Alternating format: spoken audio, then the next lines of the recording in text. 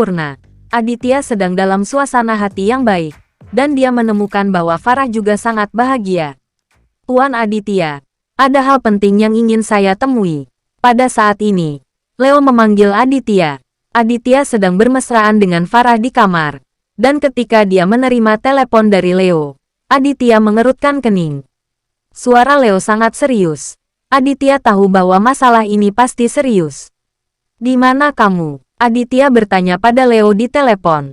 "Saya di kota hiburan. Tuan Aditya, saya akan bertemu dengan Anda." "Tidak, Anda tunggu saya di sana. Saya akan ke sana sebentar lagi," kata Aditya dan menutup telepon. "Suamiku, apakah sesuatu terjadi lagi?" Farah memandang Aditya dengan cemas. Dia benar-benar merasa kasihan pada suaminya saat ini. Mengapa tidak ada waktu untuk menenangkan diri untuk sementara waktu? Selalu kacau, tidak ada yang serius. Kamu tinggal di rumah, dan aku akan kembali setelah masalahnya selesai. Aditya menyentuh wajah bersih Farah dan berkata sambil menatapnya dengan mata lembut. Ada riak di hati Farah, dan dia merasakan kebahagiaan yang belum pernah dia alami sebelumnya. "Oke, aku akan menunggumu," kata Farah. Tiba-tiba bangkit dan memeluk Aditya, dan mencium Aditya. Aditya sedikit bingung. Setelah menikah begitu lama, ini adalah pertama kalinya istrinya menciumnya dengan begitu aktif. Saat keluar rumah, Aditya langsung pergi ke kota klub. Leo sudah di depan pintu untuk menemui Aditya. Melihat Aditya datang, Leo membiarkan Aditya masuk, dan keduanya memasuki kantor Leo. Sudah ada seorang pemuda menunggu di kantor. Wajahnya aneh. "Siapa dia?" Aditya menunjuk ke pemuda itu. Bertanya ke Leo. Dia adalah salah satu bawahan Prasetyo. Leo menghela nafas dan berkata kepada Aditya. Aditya sedikit terkejut. "Mengapa anak buah Prasetyo datang ke sini?" "Tuan Aditya, saya datang ke sini khusus untuk mencari Anda." Bawahan Prasetyo berjalan ke arah Aditya dan berkata dengan mata merah. "Apa yang kamu ingin aku lakukan?" Aditya bertanya. "Nama saya Denny, dan saya telah mengikuti saudara Prasetyo selama beberapa tahun terakhir." "Tuan Aditya, pergi dan temui Prasetyo. Dia berada dalam situasi yang menyedihkan sekarang," kata Denny kepada Aditya dengan air mata dalam suaranya. Jantung Aditya berdetak kencang. "Apa yang terjadi pada Prasetyo? Kami baru saja bertemu beberapa hari yang lalu, dan Prasetyo masih baik-baik saja. Apa yang terjadi pada Prasetyo?" Aditya buru-buru bertanya pada Denny. Denny terlihat sangat sedih, menyeka air matanya, dan berkata kepada Aditya, "Tuan Aditya, Prasetyo telah dihukum." "Apakah aturannya sudah ditegakkan?" "Apa aturannya?" Aditya samar-samar merasa sangat buruk. Untuk organisasi sialan seperti Wandet, aturan aula pasti sangat tidak manusiawi, dan Prasetyo mungkin berada dalam tragedi.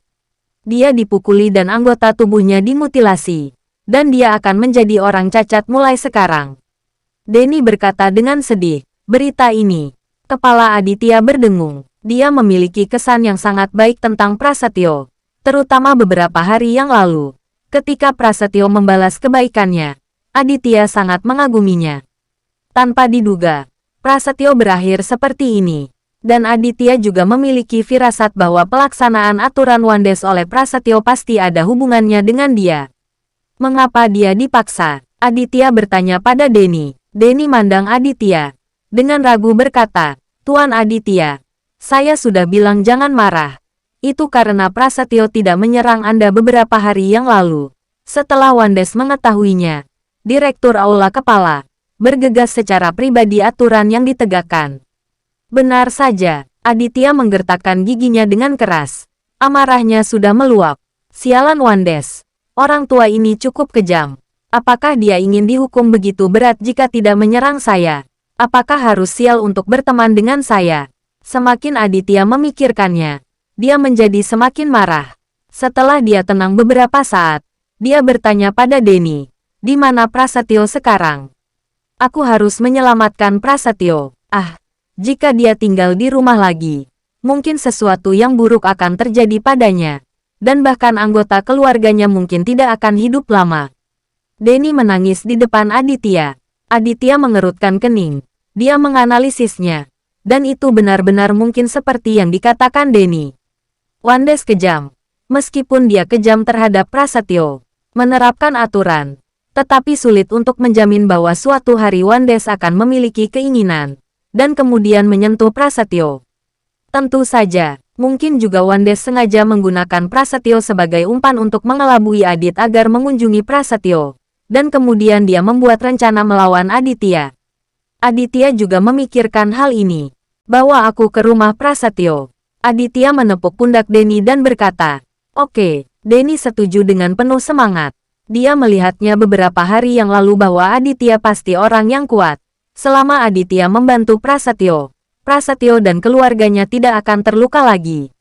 Tuan Aditya, saya akan membawa seseorang untuk menemani Anda. Leo khawatir dan mengajukan diri.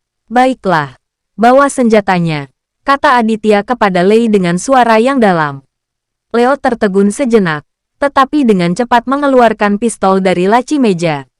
Dimasukkan ke punggung. Meskipun Leo tidak banyak bertanya saat ini, dia sudah mengerti di dalam hatinya bahwa bergabung dengan Aditya kali ini dapat menyebabkan pertempuran berdarah.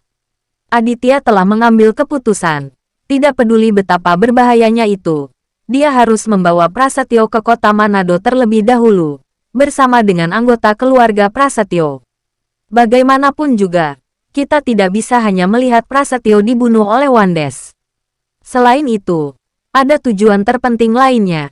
Aditya ingin bertemu dengan Wandes ini. Jangan lihat lengan Wandes yang dipatahkan oleh Rizal terakhir kali. Tapi benda tua ini tetap berada dalam kegelapan menunggu kesempatan untuk bergerak. Mungkin akan menerkam seseorang kapan saja. Jadi Aditya memutuskan untuk mengambil inisiatif dan melihat apakah dia dapat bertemu Wandes saat dia menjemput Prasetyo. Setelah sampai di luar, Aditya meminta Denny untuk mengambil mobilnya, dan meminta Denny untuk menunjukkan jalannya, dan langsung menuju ke rumah Prasetyo. Leo mengambil alih selusin bawahannya di kota hiburan, meninggalkan beberapa dari mereka untuk menjaga rumah, dan satu orang lagi untuk menjaga Charlie. Keempat kendaraan itu menuju ke jalan dan langsung menuju ke rumah Prasetyo yang jaraknya ratusan kilometer. Keluarga Prasetyo tinggal di sebuah kabupaten kecil di provinsi tetangga, tidak jauh dari kota Manado. Aditya dan yang lainnya berkendara selama hampir 3 jam sebelum mereka tiba. Denny membimbing Aditya ke sebuah bangunan 2 lantai bergaya barat. Prasetyo telah melakukan dengan baik tahun-tahun ini, dan rumah yang dia tinggali cukup megah, hanya sebuah villa kecil.